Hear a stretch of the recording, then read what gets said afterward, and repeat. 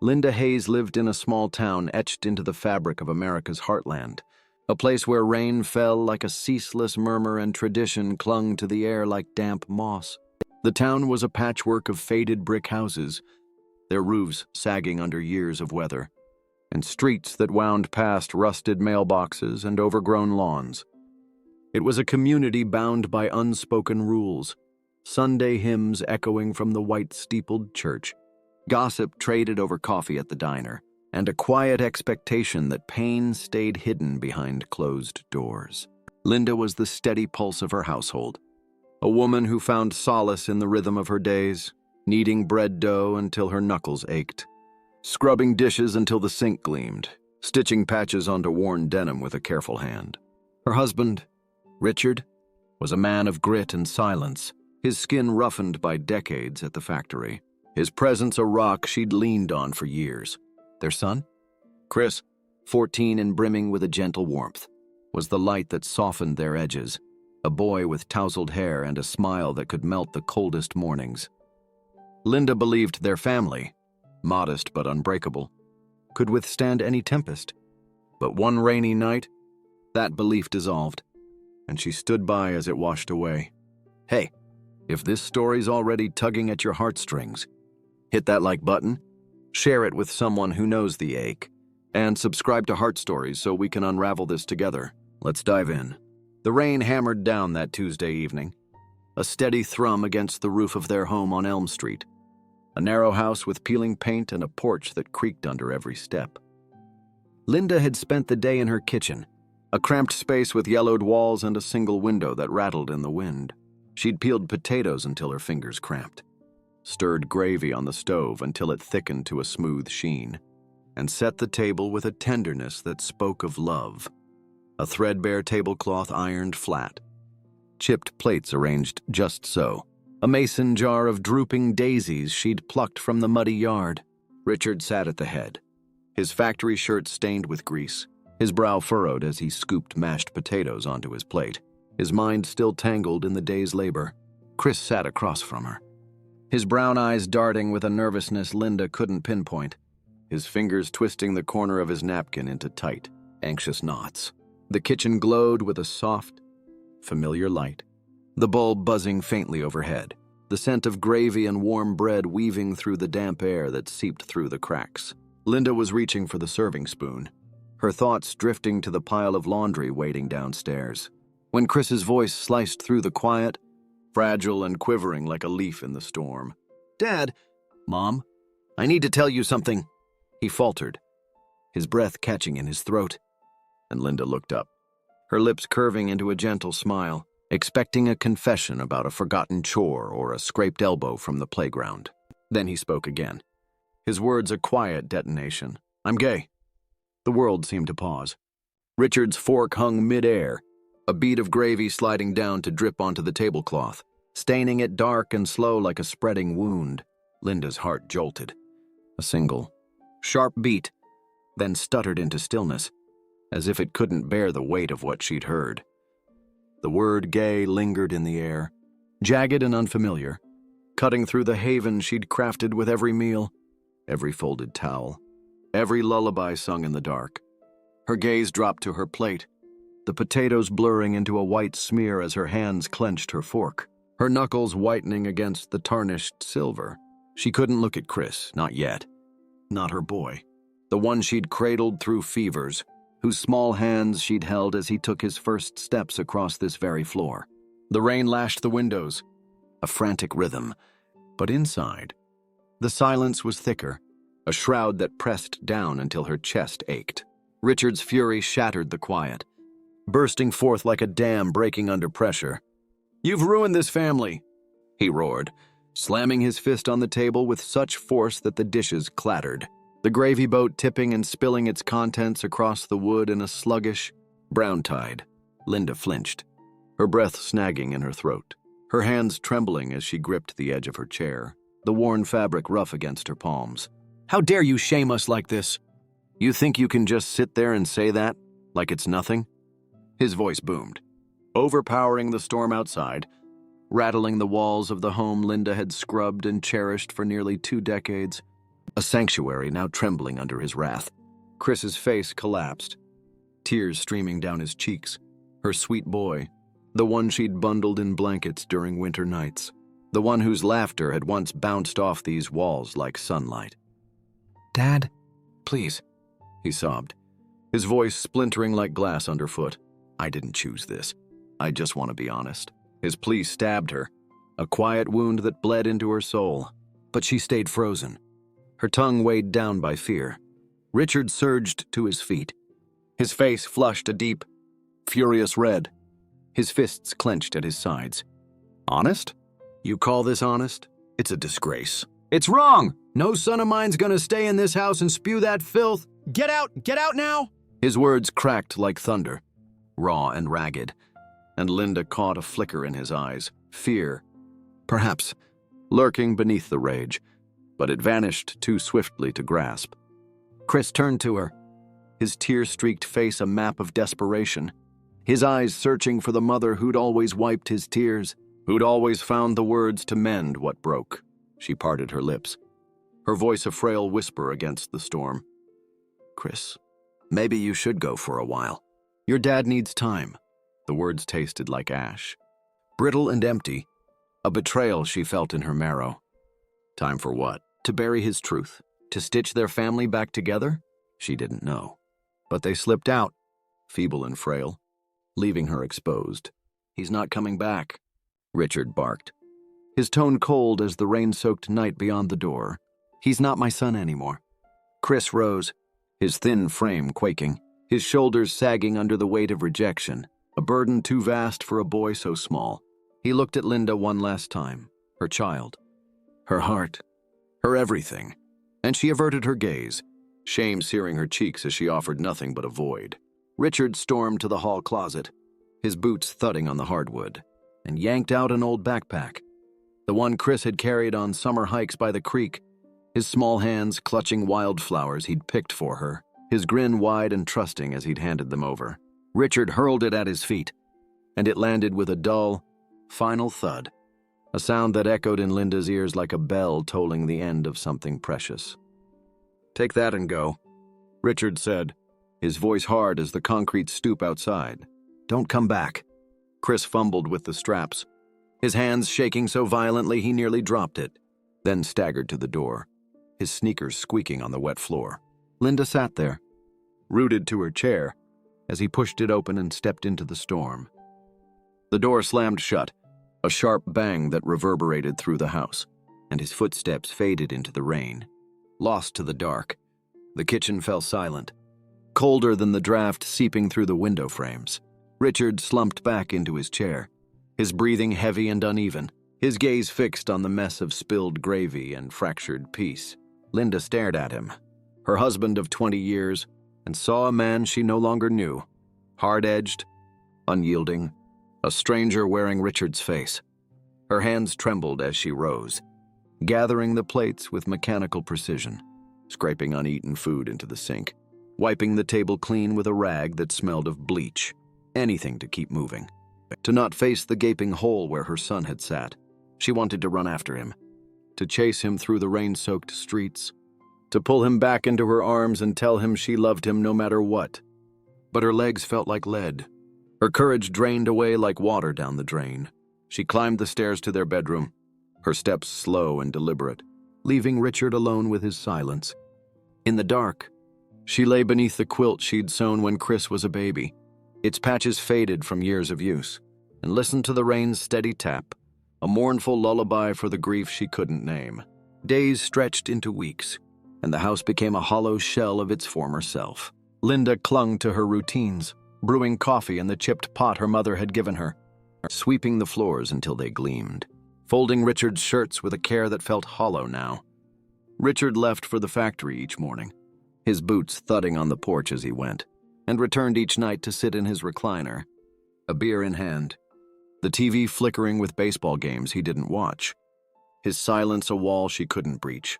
They didn't speak of Chris, didn't dare utter his name, but he lingered in every corner of their home. His empty chair at the table stared back at her during supper, a mute witness to her failure. The quiet where his footsteps once pattered through the hall cut deeper with each passing day, a wound that wouldn't heal. She'd pause outside his bedroom, her hand hovering over the doorknob, picturing his comic books strewn across the bed, his baseball glove perched on the dresser, his sneakers kicked off by the door in a careless heap. But she never turned it. Couldn't bear to face the stillness waiting inside. The proof that he was gone. The town's whispers crept into her life, seeping through the walls like the damp that stained the plaster. She'd hear them at the grocery store, her cart rattling as she picked out cans of soup and loaves of bread, or at the post office, where she mailed bills with hands that shook. Poor Linda. Her boy's gone astray, they'd murmur, their voices low and heavy with pity or scorn. Out there in the rain, sleeping on benches, running from kids who throw stones at his kind. At church, where she still brought her green bean casserole to potlucks, the women would pat her arm, their eyes soft but curious, their words dripping with sympathy she didn't want. Heard he's a mess. Linda, such a shame for a nice family like yours. Each word was a splinter, digging into the guilt she carried, a weight that pressed harder with every tale. She'd nod, muster a tight smile, murmur that he'd be fine. But inside, she was unraveling, thread by thread. Was he cold out there? Shivering under a tree with no blanket? Hungry? With no one to bring him a warm meal? Did he think she'd turned her back? Stopped loving him? She'd lie awake, the rain tapping a relentless rhythm against the roof, and whisper prayers into the dark. Please, let him be safe. Let him be warm, knowing they were too late. Too little. One dreary afternoon, while rummaging in the attic for a box of winter coats to mend, Linda stumbled on a small wooden chest, its edges coated in dust, hidden behind a stack of old quilts her grandmother had made. Her fingers brushed the lid, hesitant, and when she lifted it, her breath caught in her throat like a trapped bird. Inside lay a letter, yellowed and brittle, written in the shaky hand of her brother. Michael. He'd been gay too, a truth she'd known but never spoken, a wound she'd buried deep when their parents cast him out. She'd been 16, standing in the kitchen of their childhood home on Maple Lane, her mother's voice sharp as she called him a sinner, her father's hands shoving his bags out the door into the snow.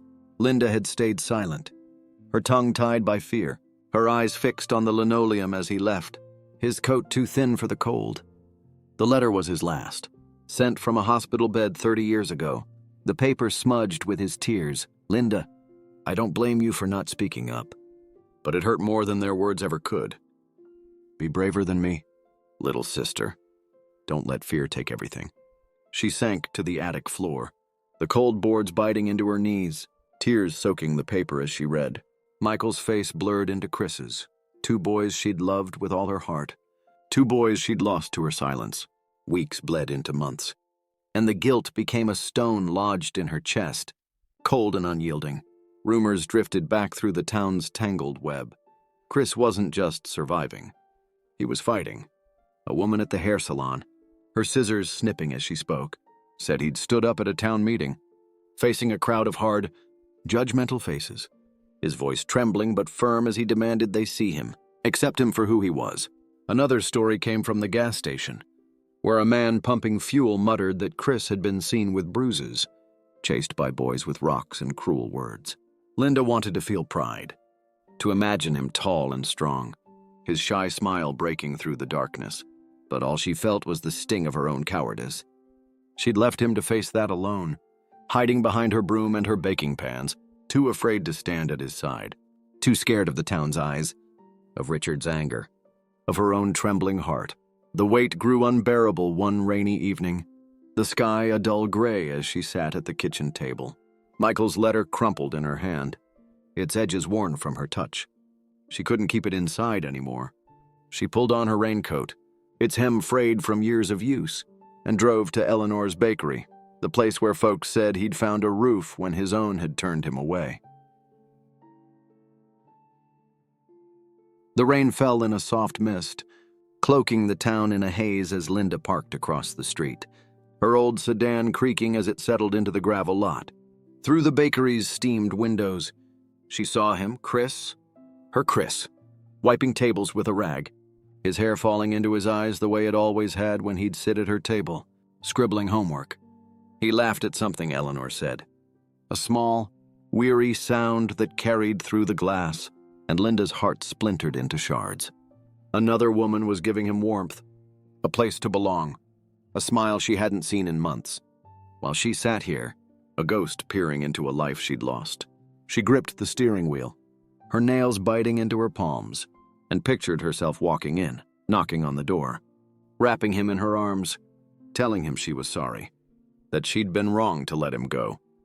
But the fear of his rejection, of those brown eyes turning cold, of his voice asking why she'd stayed silent, kept her pinned to the seat, her breath fogging the window. She watched until the lights dimmed, until he disappeared into the back with Eleanor, their shadows fading into the warmth she couldn't touch.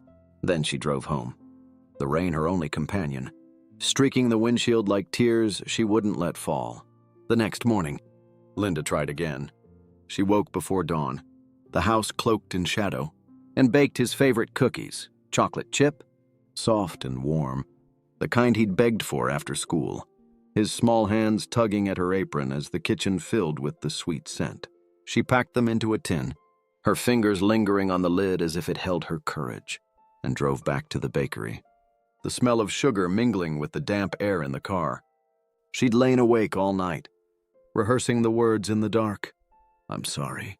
Chris, I should have fought for you. I love you more than you'll ever know. Her hands shook as she parked, her breath fogging in the crisp morning chill, and she walked to the door. The tin pressed against her chest like a shield, her heart pounding with a hope she hadn't felt in months. But when she reached it, the bakery was dark, the windows blank and cold. A note fluttered on the glass, taped crookedly, its ink smudged by the rain. Gone north with Eleanor to a shelter, safer there. Linda's knees buckled, the tin slipping from her hands to clatter on the sidewalk, the cookies spilling onto the wet concrete. He was gone, farther than the rain could reach, farther than her voice could call, carried away by her failure. She drove home in a daze, her hands trembling on the wheel, the empty tin rattling in the passenger seat. She set it on the kitchen counter, beside Michael's letter, and stared at it as the cookies' warmth faded, untouched and useless. Richard came in from the yard, his boots muddy from tending the patchy lawn, and saw it there, his brow furrowing in confusion. "What's this for?" he asked, his voice gruff with disuse, roughened by months of silence between them. Linda didn't answer, just pointed to the letter, its edges curling from her endless handling, and climbed the stairs, her steps heavy as stone. He didn't follow, didn't call her back, his silence as deep as hers. That night, she lay in bed, the rain a faint murmur now, a whisper against the panes, and felt the full measure of her stillness. She'd stayed quiet for Michael, let him slip into a grave she'd never visited, his name a ghost she'd buried with her fear. She'd stayed quiet for Chris, let him walk into a world she couldn't reach, his face a memory she couldn't hold. And now he was gone, not dead. Perhaps, but lost to her, carried away by her cowardice, her fear of the town's judgment, of Richard's rage, of her own trembling soul. Years passed, slow and relentless, each one a thread unraveling what little remained of her life. Whispers reached her through the town's tangled web. Chris had settled in a city far north, a place of bright lights and wide streets, where the rain didn't cling like a shroud as it did here. Someone at the butcher's, slicing meat with a steady hand, said he was happy, his shy smile blooming into something new, surrounded by people who saw him, who loved him for who he was, not what they wanted him to be. Another tale came from the library, where a woman checking out books murmured that he'd found a job, a small apartment, a life free of stones and sneers. Linda wanted to believe it, to picture him laughing without the weight of their rejection, his brown eyes bright with a joy she'd never see. But her mind refused. All she saw was the boy in the rain, his backpack slung over his shoulder, his small frame disappearing into the storm as she sat silent at the table, her hands folded, her voice locked away. The house grew colder with each season, the kitchen a tomb of unused pots and pans, the oven silent where it had once hummed with life. Richard aged beside her, his hair thinning to gray wisps, his eyes distant and clouded, their silence a shared prison neither could escape. They moved through their days like shadows, tethered by a loss they wouldn't name, a rift they couldn't bridge. Linda stopped baking, stopped sweeping, stopped pretending the routines mattered. The table sat empty, the chairs gathering dust, the daisies in the yard left to wither in the mud. She'd pass Chris's room, the door still closed, and hear the echo of his voice. "Mom, look at this," showing her a drawing, a frog he'd caught, a dream he'd had. But it was only memory, a cruel trick of a mind that couldn't let go. One rainy afternoon, years after that night, Linda sat by the living room window, the glass streaked with water, her hands folded around Michael's letter. The ink had faded to a whisper of itself, the paper crumbling at the edges like her own resolve. But the words still cut deep. "Be braver than me." She traced them with a trembling finger, her tears falling soft and steady onto the page, and thought of Chris, somewhere out there, beyond the reach of her voice, her touch, her love. She'd had a chance to fight, to run into that rain and pull him back, to say the words that might have held him close, kept him hers. But she'd stayed silent, her fear a chain that bound her to that chair, to this house, to this life of regret. She'd stood by as he walked away, his small figure swallowed by the storm. And now he was a stranger, a boy who might never know how much she'd loved him, how much she'd failed him. The rain tapped on, a mournful rhythm that matched the ache in her chest. And Linda sat there, alone in the dim light, the letter clutched to her heart. She'd lost Chris not to the world, but to her own stillness, her own refusal to speak when it mattered most. The house creaked around her, empty and worn, its walls echoing with the ghosts of a family she'd let slip away. She wondered if he ever thought of her, if he ever looked back at this town, this house, this mother who'd failed him. But the rain gave no answers, and neither did she, only the echo of a chance she'd missed, a regret that would follow her to her last breath, a silence that had taken everything she'd ever held dear. This story belongs to Linda Hayes, a woman whose love was drowned by fear, who watched her son vanish into the rain and couldn't find her voice to call him home. It's about the moments we let pass, the battles we don't wage, and the endings we can't rewrite. If this leaves you with a hollow ache, press like, share it with someone who's felt that sting, and subscribe to Heart Stories for more tales that linger long after they fade. Tell us in the comments, what would you say if you had one last chance to make it right? Stay with us, even if this one ends in shadows.